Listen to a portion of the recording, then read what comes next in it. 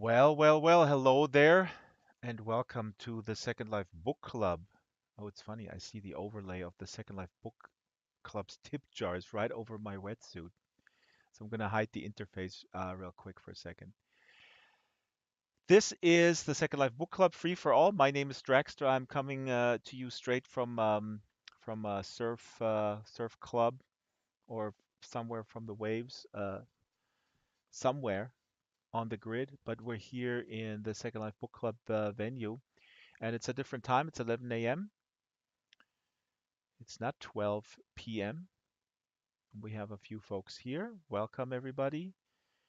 Um, we're going to have a free for all until the premiere of my documentary, Virtual Cultures in Pandemic Times, on April 2nd, and then we're going to resume guests. We have a lot of guests scheduled until the end of the year, and I'm starting actually booking 2023. So please feel free to chime in chat anytime. Rudely interrupt me. I have prepared nothing except a reading from one of my favorite books that I will read in a little bit. And if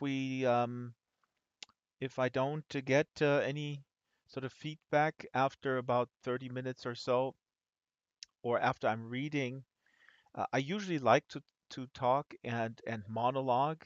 I have no problem. I love hopefully inspiring people.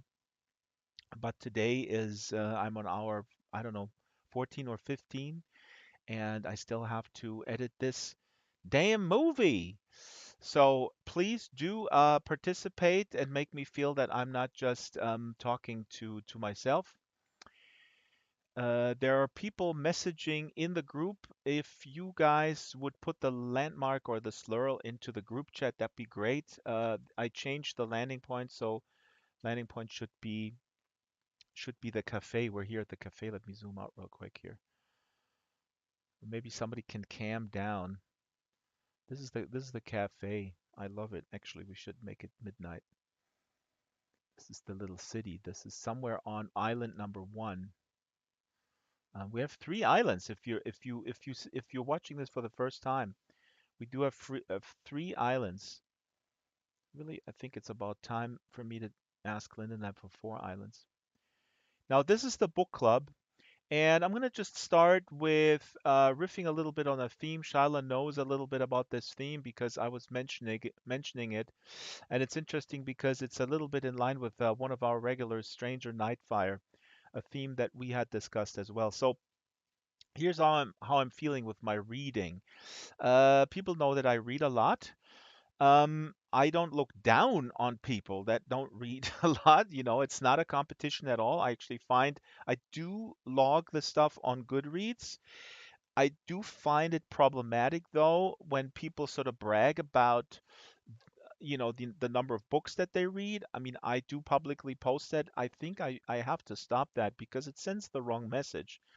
Um, p- Everything is, you know, quantified these days. It's not a new insight here. This is the neoliberal paradigm. Apply quantification to absolutely every facet of life. You're a better human being if you read more books. You're a better human being if you do this more, that more, blah blah blah, blee blee blue. So I don't want to come across that way when I post my Goodreads thing. This is just for me to keep track. I post it there and it's public, but I I I think it's terribly counterproductive to brag like, oh my God, I'm reading 100 books a year. Although Shyla has sent me a while ago this wonderful article on Medium where they talk about how you can read 200 books per year. So, but this is a different topic because the guy goes into like basically time management, which is a really good article. But I want to talk about a theme, and I don't know if people can relate. Again, voice would be great if you want to chime in, but if you don't want to, I completely respect that. Um, you can put in text. The theme that I want to put on the table is that I feel a little bit burned out. Now I said the word burned out, and I don't. And then I realized maybe I don't feel burnt out, but I feel um, burnt out on contemporary new fiction. I love fiction. I love literary fiction. I love genre fiction. Again, I read like a crazy person, like a vacuum cleaner sucking up the books.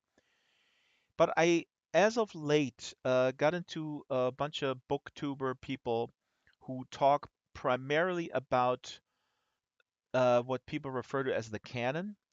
Um, Not only the European or American canon, but also important books from, for example, Asian authors and such.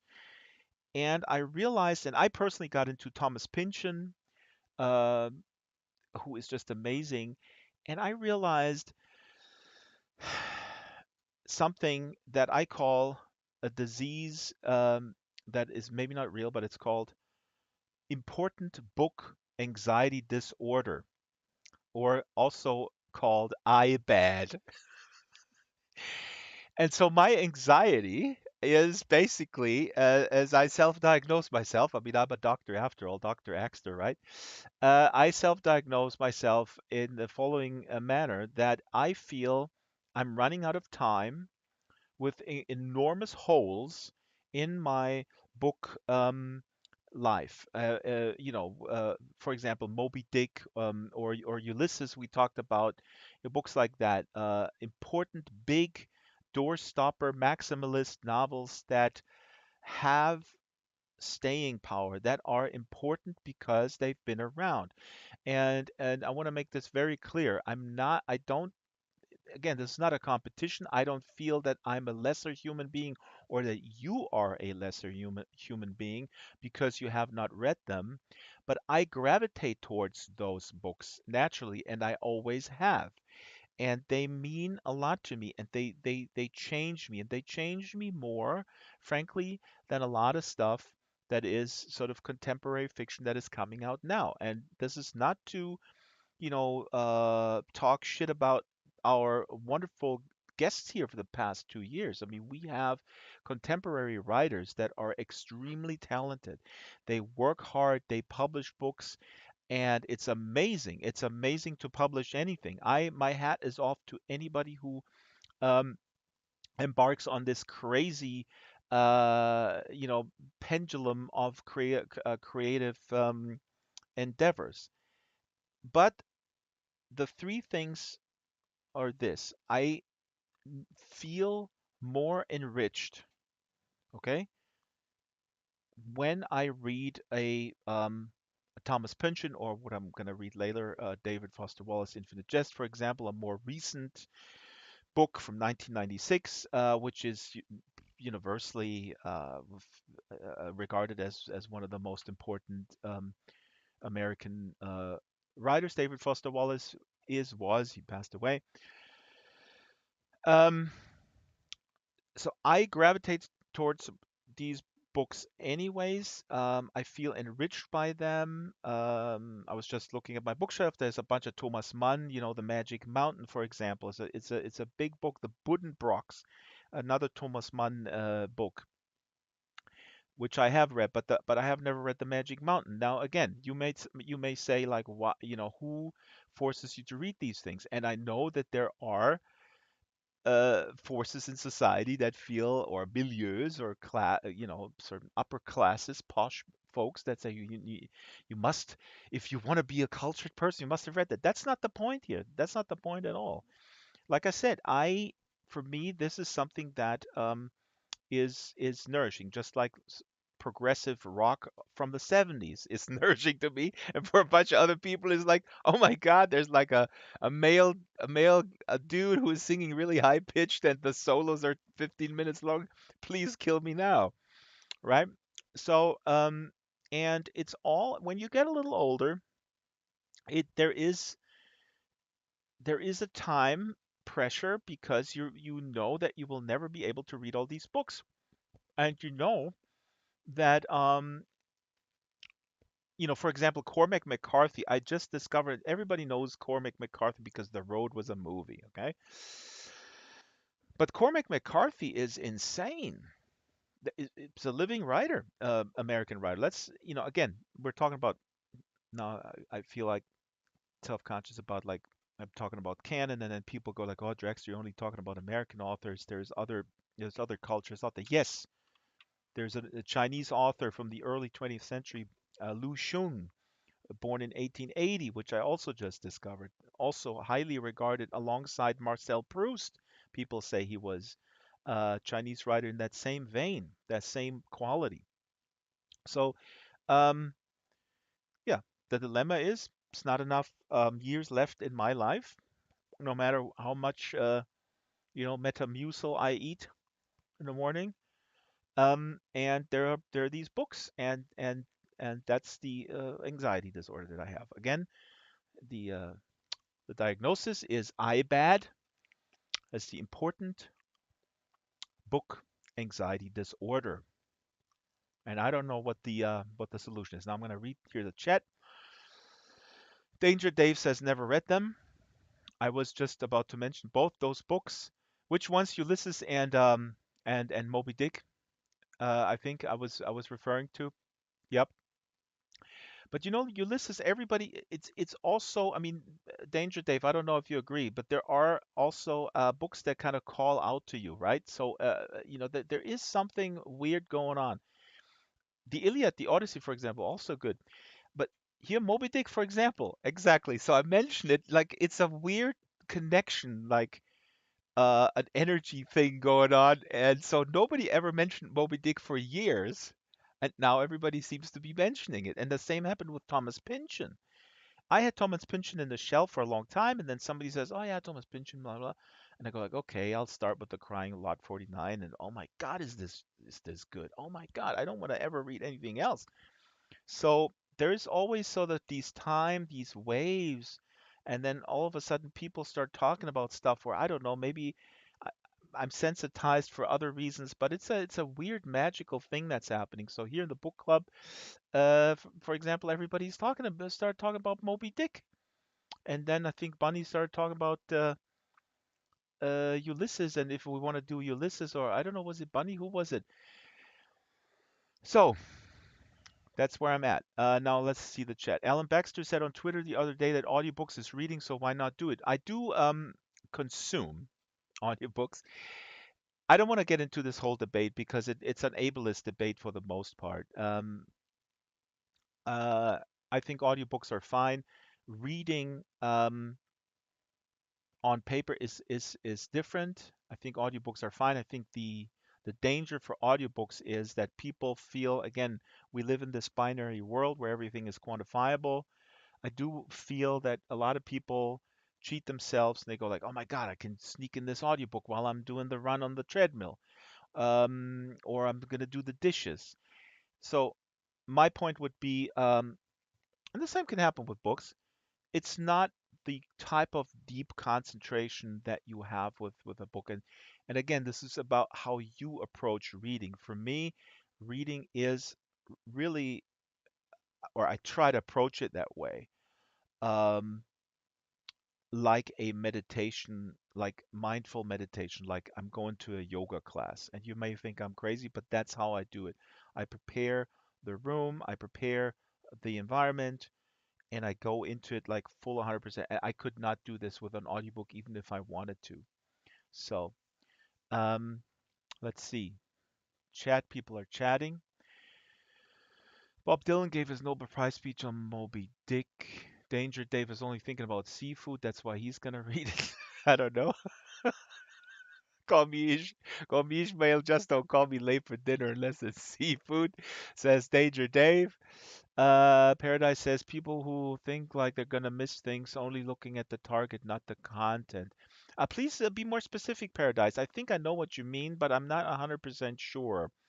Mm, see, I want to make this very clear. I don't feel I'm missing out. Uh, in the sense that I have to read it in order to be, I don't know, invited at a cocktail party in my posh group or something or whatever. Oh yeah, book smell. Yeah, so but these big books, they have, again, I get something out of it. And because I get more out of these often highly regarded, very maximalist novels, I seek them out. And again, this is just be- also because I host this book club. I have to read the guest's book. So that takes it's a simple equation. It takes away the time from another book. Okay, so that's it's like a competition in the Drex book household. So and again, I'm not sure if I'm following Paradise. Uh, let's see. Monkey says sometimes just nibbling on a book is good enough. Is enough to get thoughts or ideas out of them. Yeah, that's interesting. So if people want to chime in with how their reading habits are, this is what I find interesting. What I asked the last guest, Huckleberry Hacks, here from Second Life, was actually a wonderful guest. Huckleberry, this book AFK is just freaking hilarious. That is really good. And again, I want to make this point again here. This is not about making a statement of quality against especially the guests that we have here, contemporary writers who come on and again who embark on this journey that can be very non-rewarding with a lot of rejection, um, but they do it, so that's awesome.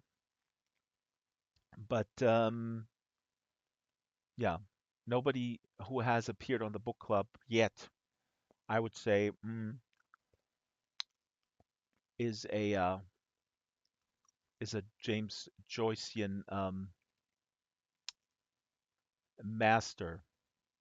Is that fair, or is that demeaning? And that's fine. Jessica, you think I demean our past guests? Um, so ah, Jeffrey Ford. Now that's interesting. Now, see, now you're bringing me into trouble here because Jeffrey Ford and Courttia Newland, I would say as see, but now we're getting into the weeds here. This is what I was trying to avoid, but I shot myself in the foot and then I reloaded the gun, so it's my own fault. I just wanted to express that I feel anxiety about not enough time to absorb all this amazing thought.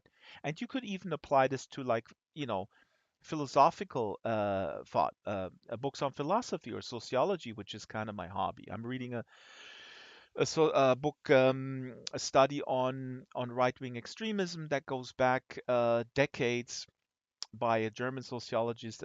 Just amazing. I mean, there's not enough time in the day to read that kind of stuff. So, and the interesting thing is, I felt like that when I was 16. When I was 16, I felt like, oh crap, I'm gonna like run out of time. Let me welcome Kitten Duo here. Kitten Duo is on the YouTubes. Hello, Kitten. We're an hour early. This is awesome that you catch us. We're gonna have three shows at 11 a.m. So hello, Kitten, and look here. Here's the room. We got a little room here with a few folks.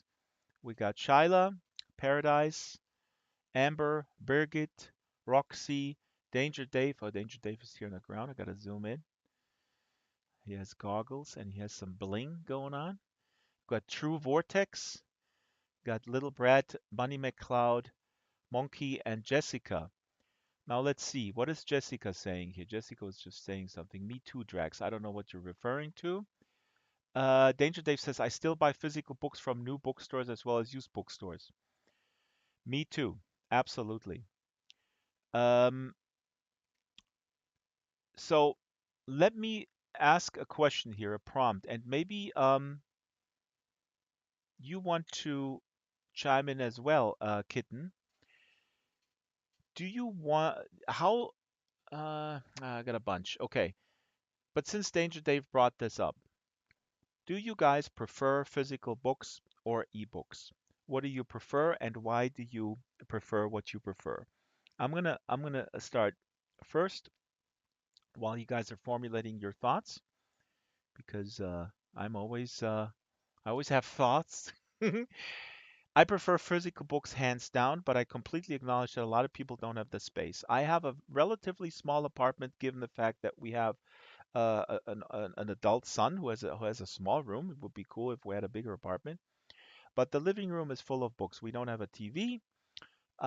We don't have other things that people have that take up space. So we have a normal sized living room, but it's a complete it's almost a it's like a library basically. And that was a choice that we all made together as a family unit. Um, and it's just really inspiring to be in this library. It has about a little over 1,000 books or so. And then I have some more books in the bedroom. But the biggest issue is space for most people. I personally have gotten around. I got a pocket book, which is DRM free reader that reads everything basically. You can also remove stuff from Kindle, and then you can read it on there. But it's not the same experience. It's like this meditative task that I was mentioning, and and that works much better with the physical books. Let's see here. Birgit says ebooks can carry several books in my purse and decide later what I'm in the mood to read. Monkey have both a Kindle and my library. Monkey, many of my books just can't be ebooks. Why, Monkey? Why can't they? Ebooks because I can scale up the font, says True Vortex. Oh, this is a good point. This is a good point, actually. Ebooks have some really cool. The technology has some. Hold on, I got a teleport request. I can't do that right now. Uh, the technology is cool because of the you can increase the font. You can also take notes, but you could do old school with a pen, with a pencil, for example. Rock says use an iPhone 11 with an e-reader app. Okay. Shala says yes, font size easier to hold, can be read by the appropriate AI. Oh, Shyla, yeah, elaborate on that. Text to speech. That is actually very interesting, and that I like that too. There is some stuff that's happening with free apps that are pretty good. Um, Little Brett says I read both ebooks, physical books. The Paperwhite is handy to take with you. Listen to audiobooks. It depends on the book.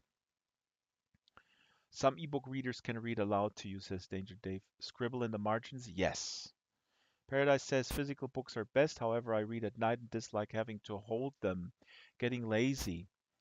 Hey, Paradise, real quick before Shala you chime in, but Paradise, you know that there's these you can get a book stand for the bed, like one of those breakfast thingies that you put over your stomach like this.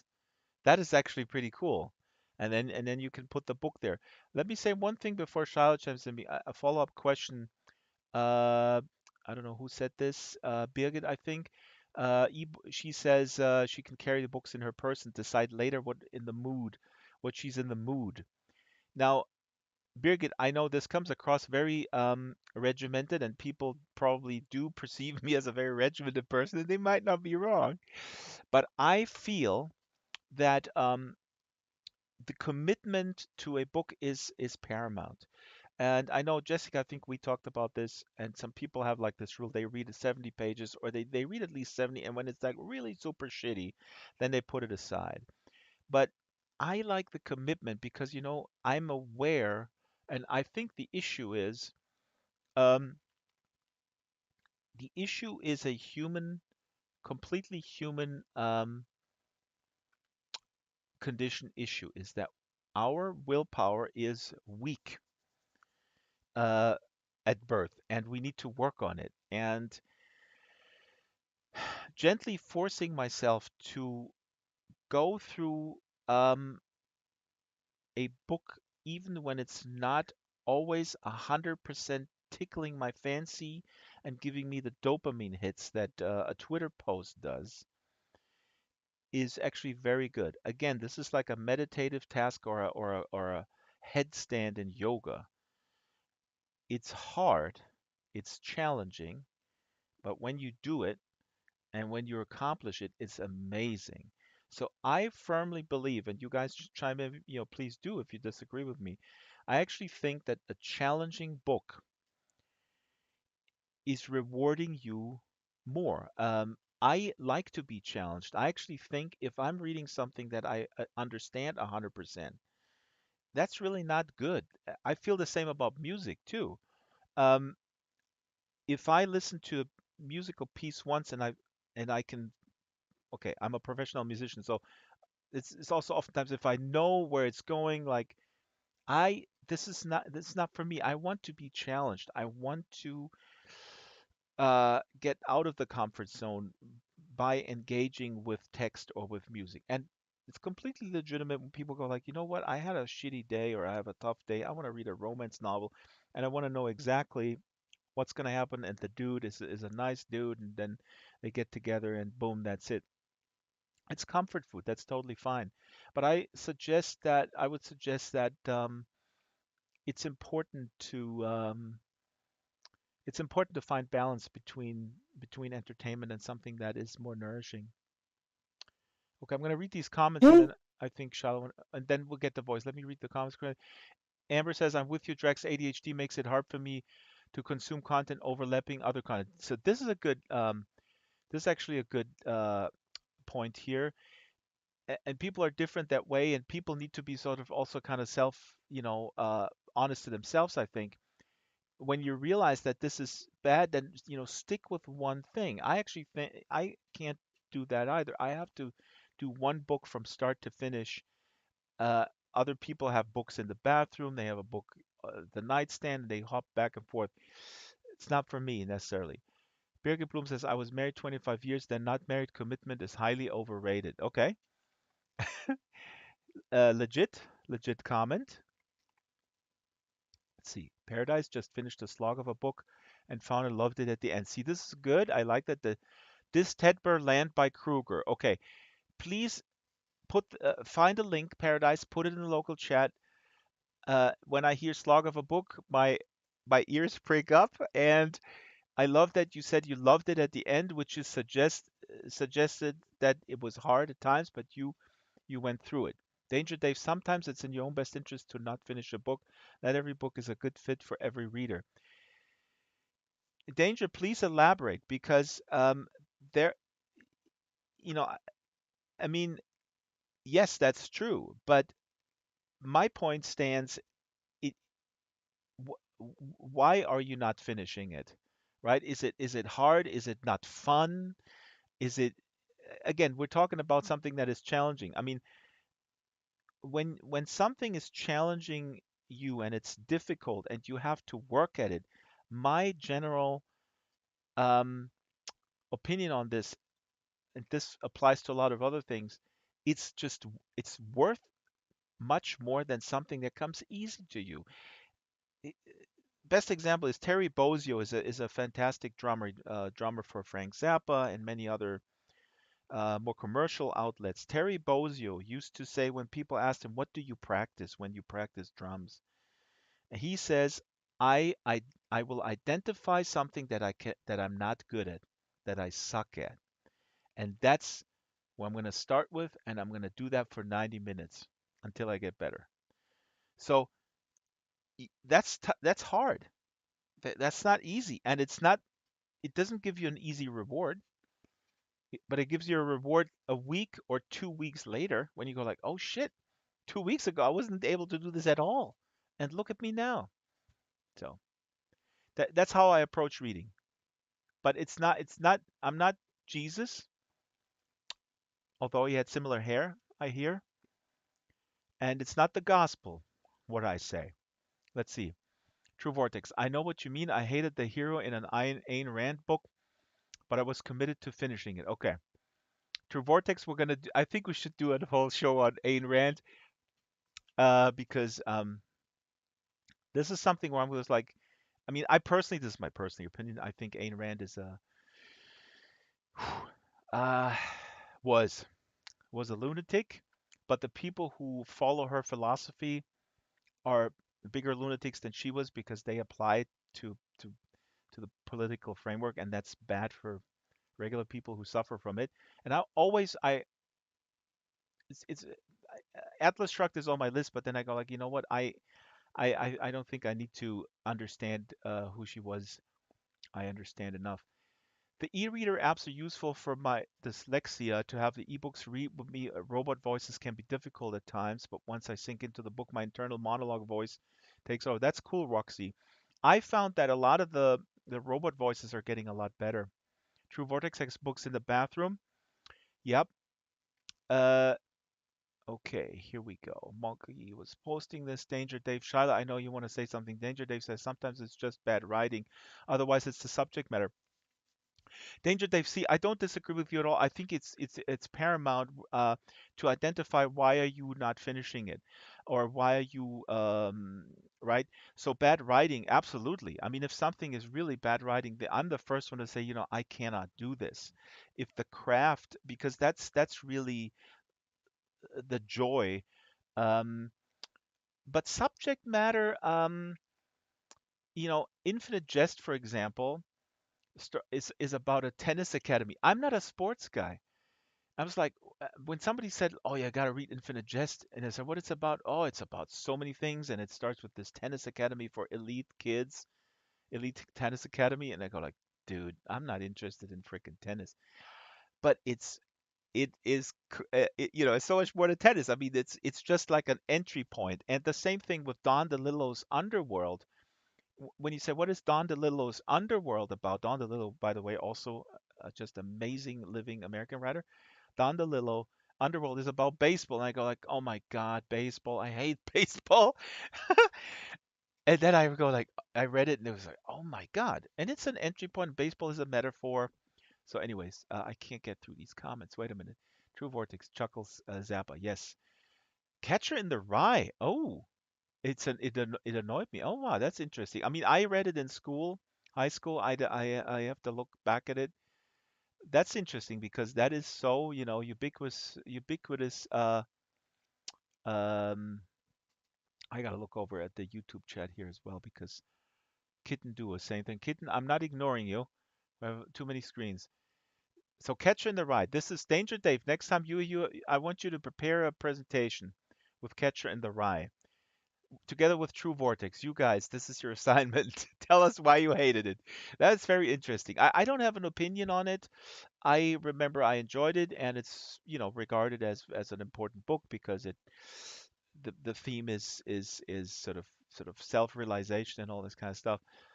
Little Brad says, I usually read two books at the same time. Now I'm reading The Puppet Boy of Warshaw. That sounds good. Eva Weaver and Ghost Stories book by local writer named Fritz Agesen. Little Brad, your assignment is to email me books from Norway that I can read in English. Please, please, please, because we have Athena emailed me 50 books from Malaysia. She's from Malaysia, and she emailed me 50 books for Malaysian authors. Like, I'm like, oh my God. See? More anxiety. You guys are killing me.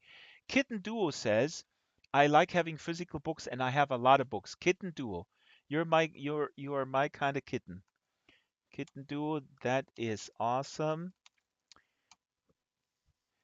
Kitten Duo is on the chat here. She says hello. Um, could Jesus read? Discuss. Jessica, what kind of question? Of course, Jesus was able to read. You think he was not able to read? Shala says there are things like special fonts in places you can request a book or magazine be converted to audio. It takes a little time, but it can be free as opposed to $15 or more. Ah, do libraries do that still? Read that out. Um, No, it's generally the Association for the Blind, right, I but thought virtual ability is involved with them somehow, I think. right, and then but you don't have to be blind. Hmm. You can be like me, where it's just hard to hold a book, Right. and uh, and so I qualify, and I get actually the National Geographic, which I know isn't a book, but just to use it as an example, that is a picture heavy publication, and they do a great job reading the footnotes and such. And Hmm. if they don't have a book you want, you can just ask them to make it, and they'll create the audio version of the book. So they have readers, they have people who can perform these books. That is really cool. I actually think Gentle Heron might have done this at one point. Yes, this is what I Yes. was asking because Gentle Heron in the movie that I was involved with, Log Into Life, she is seen actually recording one of the books. So Gentle Heron, if you don't know, she is running with a few others, see the Virtual Ability group here in Second Life. Monkey just posted it, virtualability.org. And I think the other thing too for people who are dyslexic, there's a free font called the Hmm. Dyslexia Font, and you can get it online for free. And what's nice about it is it works on my Kindle. Can you So post this where you can get this font? I was not yes, aware. And so what is good about this font for dyslexic people? What's the advantage? well, some letters are instead of like I can mix up a B and a D and a Hmm. P and a Q. And so what they do with the dyslexia font is like maybe all Q's are capital. So they look Ah. very different from. Yes, it is on the Firestorm viewer as well. You can select, like I have it selected for my font in chat. Wow, that is amazing. Um, so here's dyslexiafont.com. Monkey posted this. Let me look at the while we talk in the chat was Shiloh was saying reading Steinbeck. Steinbeck is just amazing. Uh, John Steinbeck was born in Salinas, California. This is a famous town. Why is this town famous? Well, John Steinbeck was born there, but two other famous people were born there. Now, if the first person who finds out who was born there, one of the other two famous people, puts it in the local chat, I will send you a Draxtor Make Second Life Great Again baseball hat. Now, moving on. Stella says, I lost my entire library. Sad but true. 10 bookcases of books. Stella says, I lost many friends. 165 boxes of books. Auctioned beyond my control. Oh my God. You wanted to elaborate in voice if you want? This is just terrible. Uh, but Monkey has won a baseball cap. Sammy Hagar was born in Salinas, California. That is true. Very good. So we got John Steinbeck, wonderful, important American writer, very moral writer. I mean, people know it. Grapes of Wrath, of Mice and Men, and such. The Pearl is a very short book. I think it's a novella. It's 90 pages. The Pearl, I highly recommend it. Um, Capitalism in a Nutshell, 90 pages, unbelievable. So I would yeah, I would suggest too, again, even though these aren't books, looking at some of Steinbeck's short stories. They're yeah, quite amazing as well, yeah. like Chrysanthemums. Chrysanthemums. Yes. See, you read this back in Sansa. I remember. I was not aware of that. That's wonderful. Maybe you can find the link because I think Chrysanthemums is online somewhere. This is a nice in for people who are not maybe well versed in Steinbeck beyond James Dean, and actually a good movie of Mice and Men with John Malkovich. But let's see here. Oh yeah, we got to reveal first of all who's the third famous person who was born in Salinas, California. Anyone? Hmm? Sammy Hagar, John Steinbeck. Okay, I'll give it away. Maybe Shall I? you have a Salinas accent. I do. Yeah, but see,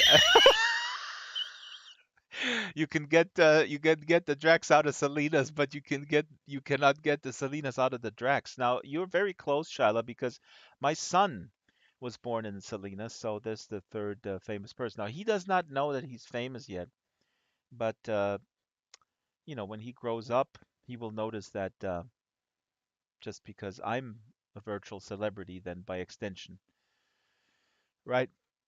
It's like being Tom Hanks' son, the good one. Did you guys know that Tom Hanks has a crazy son? but let's stick to the subject here. Travels with Charlie is awesome. Red Pony, yes. So now where were we? Klaas Oldenburg, a sculptor, mentions Jessica. Please elaborate. Stella, do you want to elaborate? Where's Stella? Is Stella here? I don't see her. I think Stella left. So Stella lost her entire library. I would love to know more. This is really tragic. I'm so sorry. Uh, I what I did when I lost about maybe 2 boxes of books, maybe 50 books or so, or maybe a little bit more when I moved within LA and I left those boxes at a former girlfriend and then we split up and I just recently reconnected with her and she doesn't have those books anymore. I think her mom threw them away, but anyway, this is nowhere near as tragic as what Stella was sharing with us. Where is Stella? Am I blind? Um, Bunny says I gave a lot of books away over the years. I miss almost all of them. Bunny, elaborate. Why did you give them away? It's very hard for me to give them away. What I do, if I love a book, I buy I buy a bunch of copies. I use my limited disposable income to buy it and give it away and put it in the free book libraries that are around town. So Monkey says I lost my library in a fire. Oh my God. Shiloh living the Oh yeah, living in California. Bunny says pressure of parents and partner. This is interesting.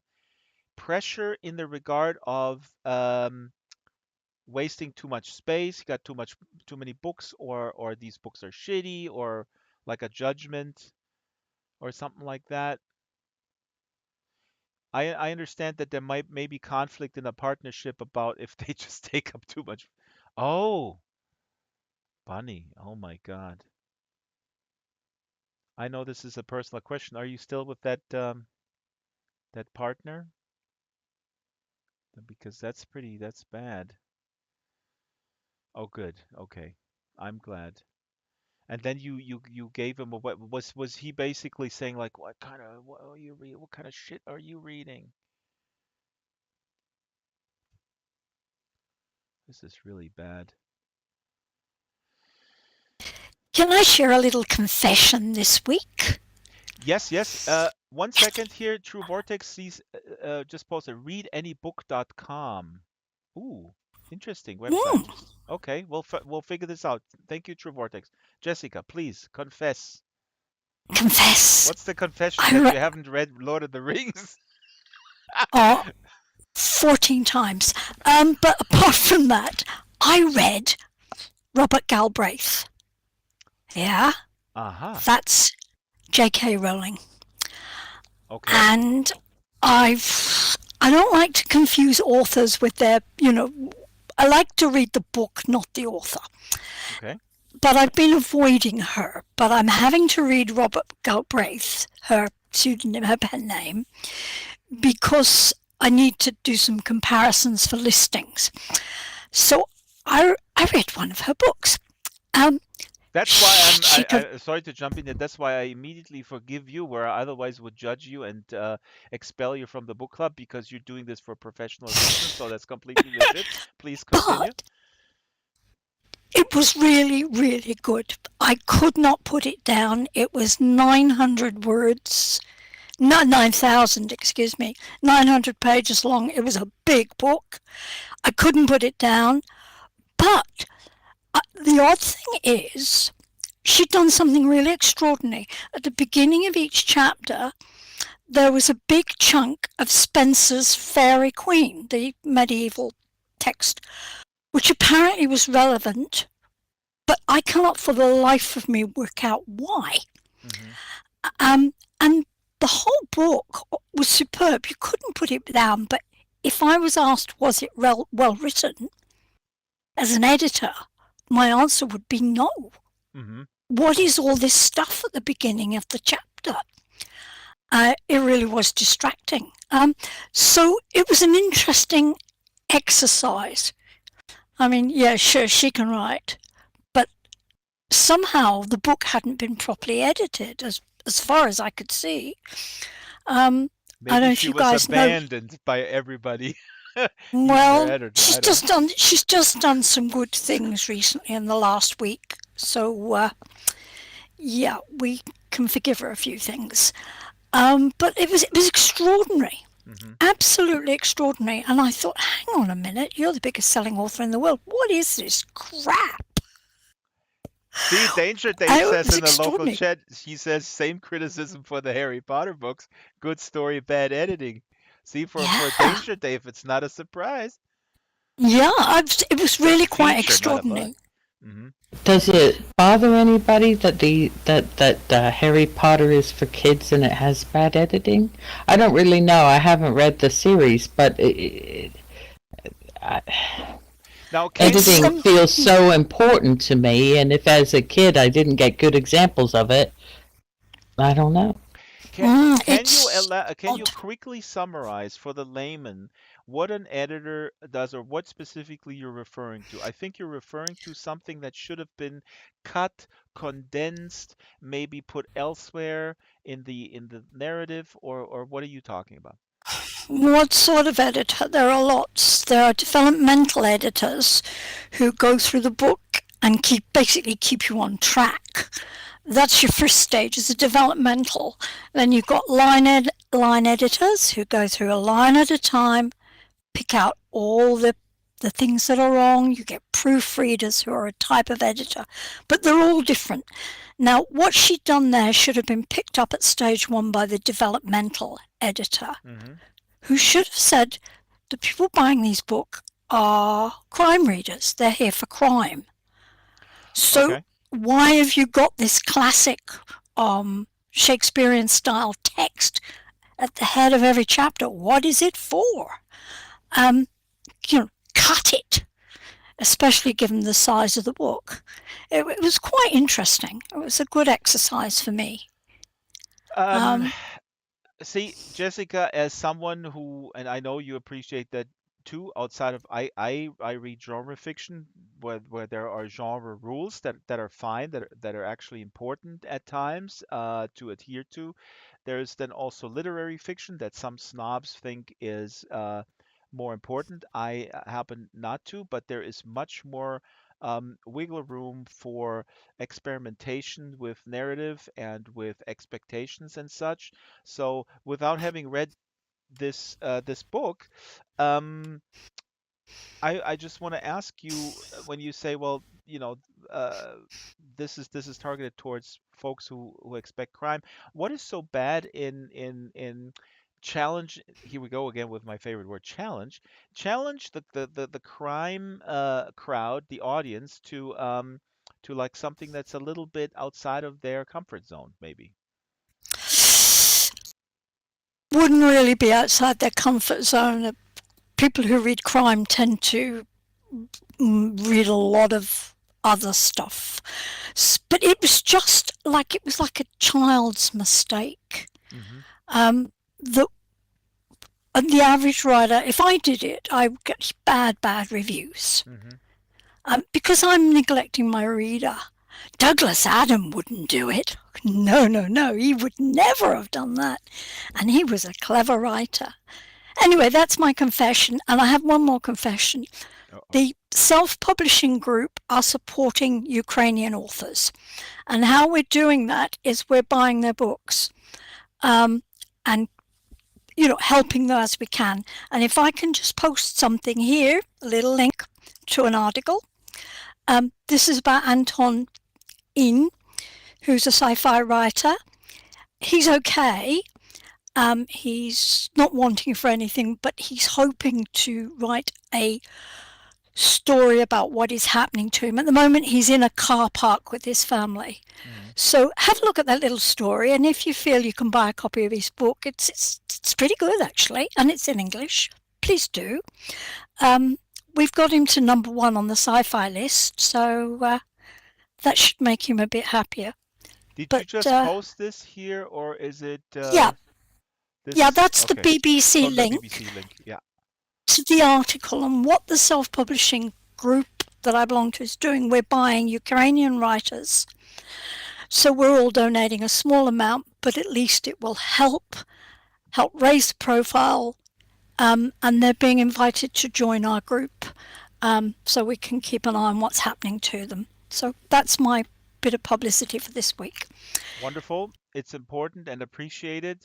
And I need to say this, and I hope that people don't accuse me of in these hard times as pulling a whataboutism, which is a term that has been thrown around more than the term cancel culture these days.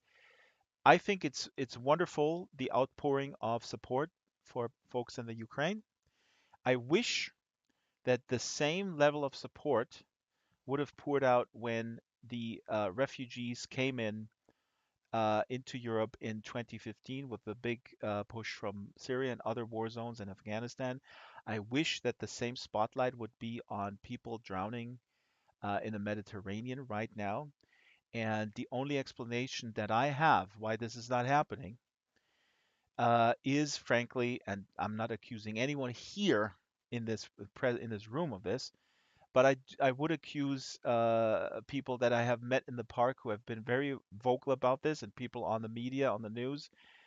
The reason is because Ukrainians, the perception is that well, they look a little bit more European. They have a little bit of a lighter complexion. A lot of them have blue eyes, and the people from these other parts of the world, they look a little bit more different than us. So this kind of I don't know, picking and choosing who is worthy of supporting is to me as antithetical to what I feel as a sort of a secular humanist. But again, Jessica, thank you, and people, please check out this link. I will support, and also people have done really cool stuff with Ukrainian Second Lifers. There's a list floating around. Can People I who can I buy. ask a question Go ahead, Shyla. Yes. of Jessica? Is there a way in world, like, if I wanted to, uh, uh, I don't want to put you on the spot, but is there some place in world I can donate to help Ukrainian authors? And I agree with you, Drax. I worry about Russian authors too. I mean, this is not um, Yeah, that's a good point. their Excellent. thing. Yeah, yeah. Um, It's a worry. I don't know anywhere online. I've in world. That link has a lot of stuff about Ukrainian authors. Um, I kind of got involved before. The problem with a lot of the Syrians and the Afghans was that they weren't writing in English, so it made it quite hard for us to support. oh, My and pal in Jessica, Aus- absolutely. I want to make this very clear. Your uh, initiative and what you put forth is just amazing. I want to make this very clear. I just wanted to put this out there because it's something to think about. Jessica, what you're doing in this type of initiative, I'm not trying to say like you should have done this with other authors. What you're saying here is, of course, that is easier. What I'm referring to specifically is that people on the news, everybody has seen these clips, I hope, where oh people say, yes, like, oh yeah, they're more like us, they're not like these Africans who, and it's just an incredibly offensive colonial mindset that is just exuded by these newscasters. And one quick point, Danger Dave is saying here in the chat, the difference is Putin has nukes and is not afraid to use them, so there's more attention. That is undoubtedly a reason why there is one of the many reasons, why uh, the high level politics and a lot of stuff is happening here. I'm talking about the specifically responsive regular people uh, towards refugees, the sentiment that they have towards refugees, and the difference in sentiment from um, depending on where they come from. Sorry, Jessica, go ahead. It's really different. It's the discourse is very different. I mean, I remember very clearly a few years ago, Italy just said to people, "Don't come here." you know, Yeah, to African refugees, exactly. and they were crossing over. They just said, "Don't come, don't even bother." While they were also coming from war-torn countries. So, and now everybody's opening up their arms, and everybody is, you know, pitying them, which is terrible. What is happening to them is absolutely, Yeah, you know, I war is was brought absolutely to terrible. tears when I saw what was happening, but then I was also reminded about the narratives and the discourses, the actual words used. You know, perhaps if the Syrians, if the Europe had reacted, or the West, because this is an Orientalist thing, right? If the Yep. West had reacted to Syria with the same fervor and passion and Yes. anger Or that is what's Yemen. Let's happening not to the even start by Ukrainians, Yemen. Yeah. Yemen, Afghanistan, all these places, if they had reacted with that same kind of passion and fervor, perhaps, maybe, perhaps, this wouldn't have happened. I mean, it's a very layered and complex situation, but it is pretty devastating to uh, see the difference between the West and the rest, you know, I and how they're think treated. what we can do is be aware of people like Anton, be Yes. aware that he's alive and he exists. We also, Yes. my friend in Australia, well, I would say she has an Afghan. Ali is her refugee, and he's supported by about 10 Australians because he has been for, I think, nearly 16 years now without a work visa. Mm. And he lives in Australia. He's caught in limbo. So about 10 people contribute to Ali's upkeep. I haven't got the means, but I contribute by birthday cards for Ali and sometimes a gift. But just being aware that he's alive. Yeah. And there are so many people like that who help. And even if you can only help one One person, person, you exactly. can. You're making a very important point. You have, if you do one person at a time, you know, the solution to being overwhelmed, which is completely normal by this madness all over the world, is to do nothing. That's bad. If you do one at a time, I know people say, well, I if I help this one person, it doesn't make a difference. Yes, it does. So, um, yeah, And I think being aware of Ukrainian authors and asking, where are you? Following them on whatever means you can. I mean, they're going to lose Facebook if they haven't already. We're following them on. Amazon, on their Amazon pages. Just being aware they're alive, making sure they're alive. It's asking questions. That's all we can do. Uh, it's uh, it's overwhelming, really.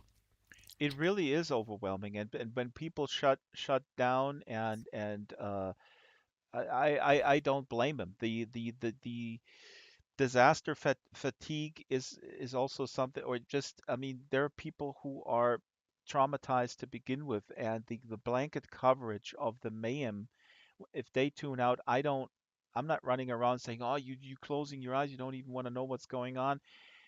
Everybody needs to protect their own mental health. Danger Dave is looking at the clock. I don't know why he's looking at the clock. Oh yeah, the clock is ticking, right. Danger came here for me for reading from David Foster Wallace's Infinite Jest, I suppose. It's the top of the hour. And I'll turn I into a pumpkin. I I just have one question to ask people, you know, in the poetry community as uh and I'm just curious if there's this for books, for authors of books, novellas and novels, but because I don't write those. But as a poet, there's a lot of publications I can submit to that welcome me. And I was only thinking of it because I do think of these Ukrainian immigrants who were welcomed, and then other immigrants who are not welcome, some of whom I think are still living in camps today, like they are still not welcome. Hmm. And and I think about these, you know, like in Ukraine, a big problem right now is people are stuck who are disabled or older or stuff, and so I wonder if in the publishing community there are publishing houses that uh, kind of cater to people who might be disabled. I know there are some for minorities. Um, but yeah, I'm just curious. People want to help, and people. The article I just posted, the New York Times article, talks about it's a call to have Ukrainian voices.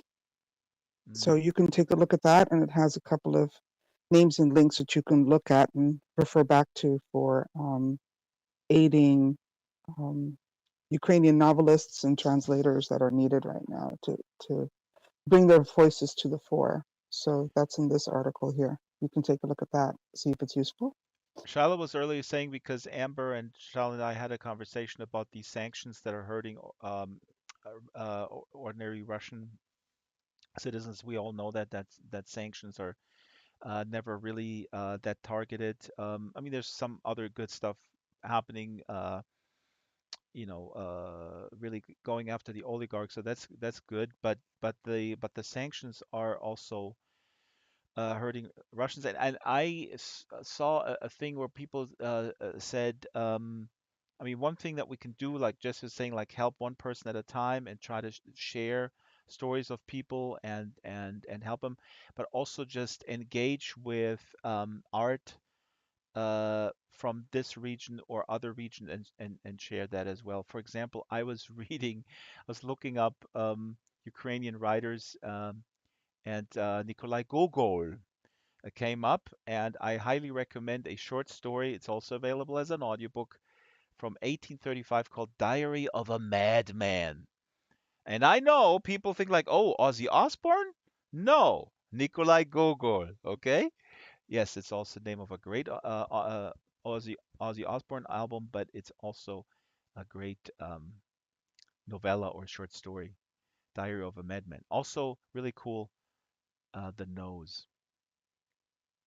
I'm not going to read Infinite Jest. I'm going to read it next week because it's about 50 minutes. It's absolutely hilarious. People will lie on the floor, rolling on the floor, laughing. It is just awesome. But I'm not reading it. We can talk a little bit. Ozzy was not born in Salinas, no. And then I want to wrap the stream. I want to thank Kitten Duo. Kitten still here? Um,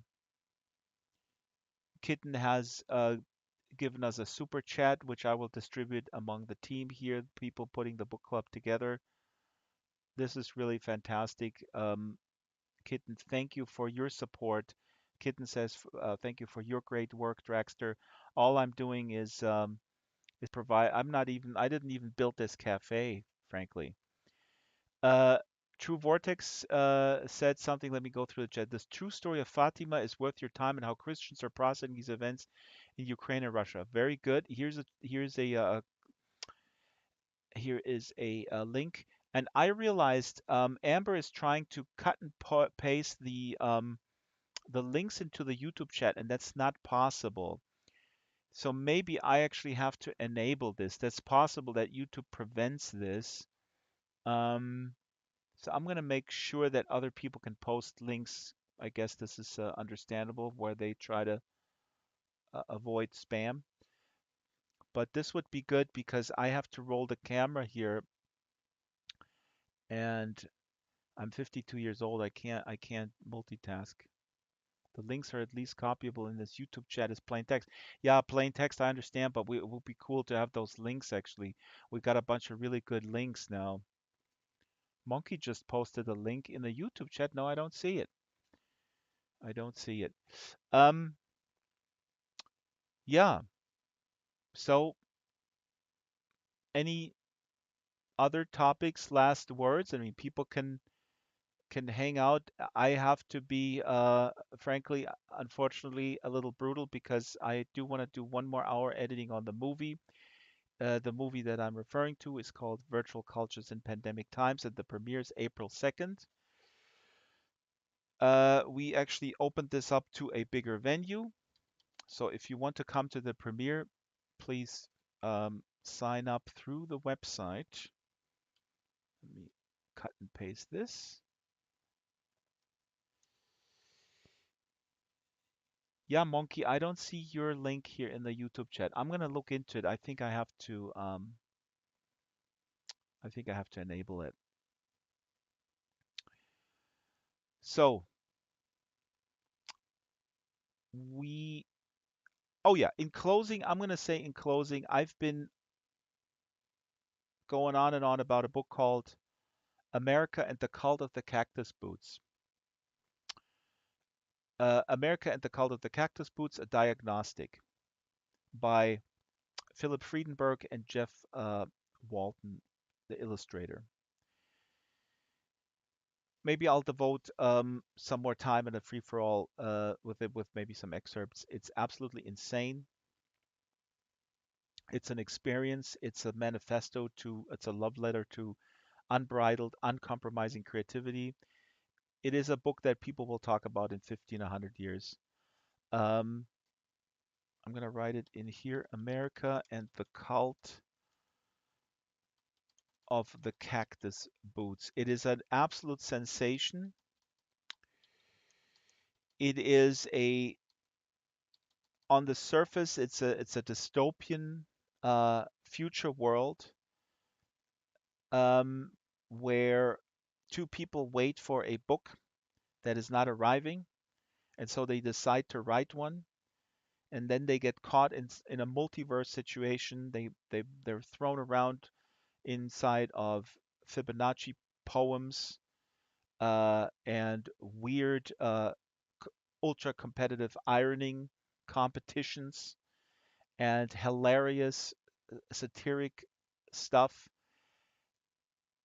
It, it is much more than this dystopian narrative. They're being tasked. They hear a voice from the great beyond that tells them they have to go underneath America where the word tunnels are. It is a love letter to reading. It's a love letter to writing. It's a love letter to engaging with creation. It is a manifesto that basically stipulates that art can save the world. And it sounds sappy, and maybe it is, but who the F cares? We live in a world of war and destruction, and this book has done something that I really didn't think it was possible. Um, it draws you in, it opens your mind. It is like what I referenced earlier. It's like doing a headstand. I did a headstand once in yoga. It was beginner's yoga, and I said, I can't do it. The teacher says, yeah, you can. And I did, and I was standing there, and it was exhilarating. I was ecstatic, and that's what this book does to you. There's It's unbelievable. It's an unbelievable achievement. Published by a small independent press out of Slovenia, American expat Rick Harsh is publishing this book, and again, it's an absolute sensation. If you Google it, you will find discussions about. You will find some really good reviews on YouTube that are fairly spoiler free. Again, the narrative of this dystopian America where everybody has basically just almost like a VR headset and is pumped garbage into it, and President Ralph is outlawing the word, and there's an obituary to the word Earth. Um, all this sort of dystopian stuff, it sounds a little bit like tropey type stuff as I say it, is really just a jumping off point into something incredibly deep, a real deep exploration into what it means to be a creative person, or to buy into the notion of being creative. Uh, if you're creative, you're able to save the world. Um, it's huge. So they're coming to the book club in November, by the way. And I said this, I think I said this to Amber the other day. I'm afraid to talk to him because I'm afraid to talk to the author because I feel like if he's like a regular guy like me, then I was like, how is it possible that he can churn out this freaking masterpiece, right? Uh, you would expect someone. I don't know. Maybe that's what I expect. Maybe people don't expect that with writers. I always feel like they got to be extraordinarily attuned and also able to articulate that. But that's not always the case. There's a lot of very good writers that in casual conversation are shy and maybe not as well as articulate as they are in their prose, which is completely understandable, right? I mean, I consider myself a fairly good musician, but well, that's a bad comparison because I could sit in with like a jazz trio. I could improvise. Anyway, it's whatever. Okay, I'm gonna cut the stream and go back to editing the movie, and I'm gonna contemplate to read The Cult of the Cactus Boots in the summer as a casual reading group. I know little Brad is gonna go on for like, yeah, but you said you're gonna do the three body problem. Little Brad, listen, you're right. I did. I did say that. Don't smack me around. I'm sorry. I was waiting for that comment. The three body problem is amazing, but you know, again, this is causing me this anxiety. I kind of do want to do a book club on the three body problem and discuss it with people. I mean, this is a book that I've read three times. Uh, Paradise, thank you. It's a real pleasure to be here. It is very very meaningful to me. Sometimes I get a little bit like, oh my God, the book club, but I need to edit, and I do it, and then I go like, you know what, this is so meaningful. The three body problem is great. I mean, that's a great narrative. It's a fast moving narrative. It's very different from America the Cult. America Cult is very experimental. If you're not into the, you know, it might backfire. But the three body has it all. I actually met somebody who said that the second part, the Dark Forest, uh, is a little sexist. I disagree completely. But all three books are very important, translated into English by a former book club guest who's coming back in May, Ken Liu. Ken Liu is coming back to the book club in May. He translated this. It's unbelievable the work translated from Chinese to English. Unbelievable. Um, I don't even know why Ken Liu is talking to me. Like he's such a genius. And his daughters are in my movie because they play Animal Crossing. Now I'm going off multiple tangents. Now it's time to quit. Who wants to have the last word? We had a good time. We were going to support people. Jessica has seen the movie. She's reviewing the movie, as are a few other people here in the room. Great feedback. Also, Amber has given great feedback. Shyla. Um, Jessica, I'm actually going to re-record your first sentence. I'm going to re-record it. Not right now. I'll ping you later. You just have to say the exact same thing, so it's a little cleaner. Um, True Vortex. Thank you for coming. Thank you, Danger Dave. Thank you for also telling us what time it is. Thank you, Roxy. Roxy just said the last word. It was the last word. It's great to meet you, True Vortex. I don't know. I think I've seen you before. I'm old. I get memory loss. I hope that I didn't offend you by calling Ayn Rand a lunatic. If you feel otherwise, let's do a special show on Ayn Rand, and it's gonna be called "I'm Draxtor and I hate Ayn Rand. Change my mind." That would be a fun format. Uh, Something like that. Um, yeah. No, I'm not gonna do Animal Crossing, little brat. I finished this movie. No offense. I had to buy a Switch for this movie. If anybody wants a Switch for a good price, let me know because I don't. I have no use for it, to be honest. I'm just not. Oh yeah, yeah. You came last time. Yes.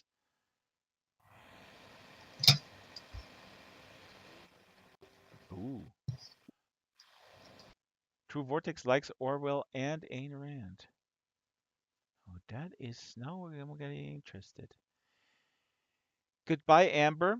And Amber, keep me posted on the Cactus Boots, because I will drive down to Slovenia. and kick Rick Harsh's butt. You know what's so funny?